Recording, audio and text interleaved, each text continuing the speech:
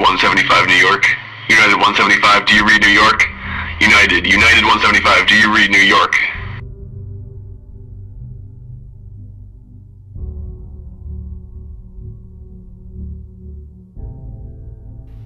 This review is now complete. And as Commander-in-Chief, I have determined that it is in our vital national interest to send an additional 30,000 U.S. troops to Afghanistan.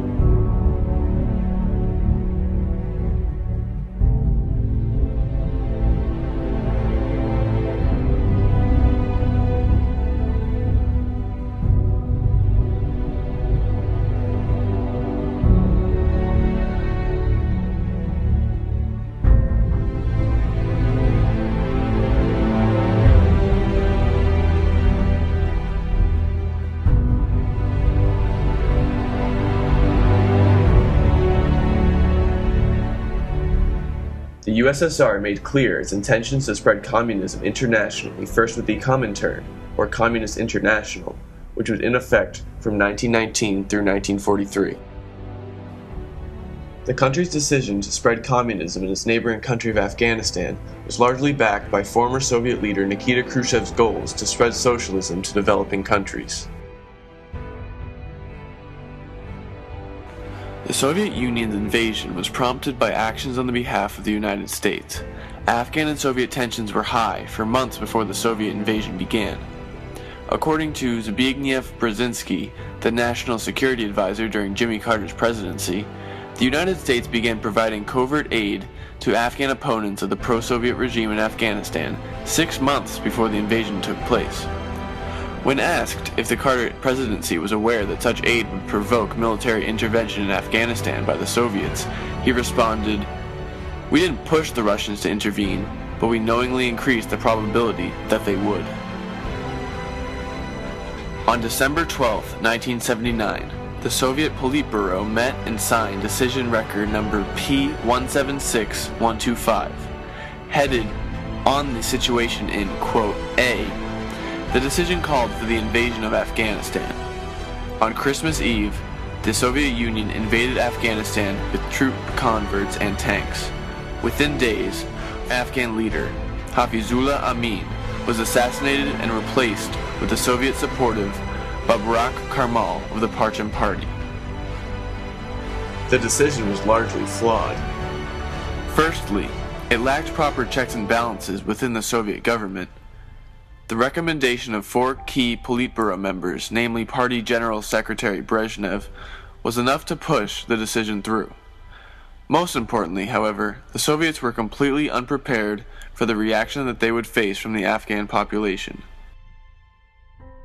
The military strategy utilized by the Soviet Union was one to drive off the population of Afghanistan. The conduct of the Soviets edged on genocide and violated international humanitarian law. Karl von Clausewitz, in his 1832 treatise On War, argues that there are 5 preconditions for what he calls a general uprising to occur. Quoting von Clausewitz, these include 1. The war must be fought in the interior of the country. 2. The theater of operation must be fairly large. 3. It must not be decided in a single stroke. 4. The national character must be suited to that type of war. And 5. The country must be rough and inaccessible. The war in Afghanistan, possessing all 5 of these preconditions, would prove to be a perfect habitat for a general uprising. The Afghan resistance was largely a grassroots movement with Islam serving as its basis. The peoples of Afghanistan despised the atheism of the Soviet Union. Despite the cause for the resistance being the same among anti-Soviet Afghans, which comprised an overwhelming majority of the population, there was no real center for the movement. They were originally equipped with poor weapons and were forced to revert to hit-and-run tactics. With increased covert aid from the United States and neighboring Pakistan, however, the tides of the war would soon be turned. The Soviet invasion in Afghanistan triggered a direct response from the administration of Jimmy Carter. Beyond the spread of communism that the invasion would bring, he also took the invasion to be a threat to the United States' supply of oil from the Persian Gulf. In response, Carter called for a boycott on the 1980 Olympic Games in Moscow, and for a less effective embargo on U.S. grain. The real impact, however, came through covert aid to the Afghan resistance. The United States provided weapons for the Mujahideen, the practitioners of what Muslims call jihad. These weapons were delivered to the Mujahideen through the Inter-Services Intelligence, ISI, of Pakistan. The Carter administration refused to send weapons directly to the Afghan resistance because of the fear that Soviets would trace the supply back to the United States. This fear of traceability was evident in the United States' purchase of Soviet and Chinese weapons to provide to the rebels. Carter wanted to avoid a Third World War. The United States had no control over which rebel group the ISI provided the weapons to. The United States had to trust the Pakistani government to protect their interests. By the end of the war, over $3 billion of American taxpayers' money was spent to fund Mujahideen groups of various types, from fundamentalist organizations to moderate parties. The biggest blow to the Soviet cause came with the American supplying of Stingers to the Afghan resistance. The complete air domination that the Soviets practiced in the early 1980s was no more. American-supplied Stinger missiles would destroy 269 Soviet planes and helicopters by the end of the Soviet invasion.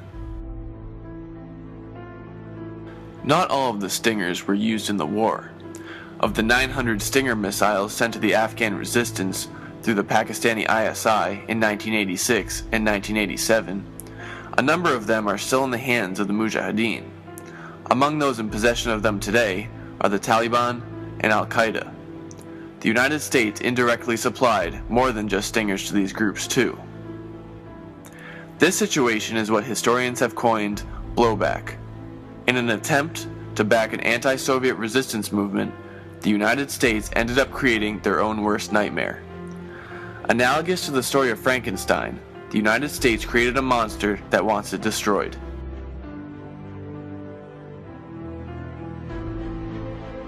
In the same interview with Zbigniew Brzezinski, the former National Security Advisor was asked a foreshadowing question.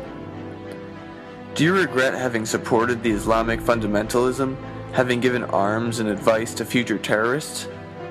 To which he responded, what is more important to the history of the world, the Taliban or the collapse of the Soviet Empire, some stirred up Muslims or the liberation of Central Europe and the end of the Cold War? The interview took place in 1998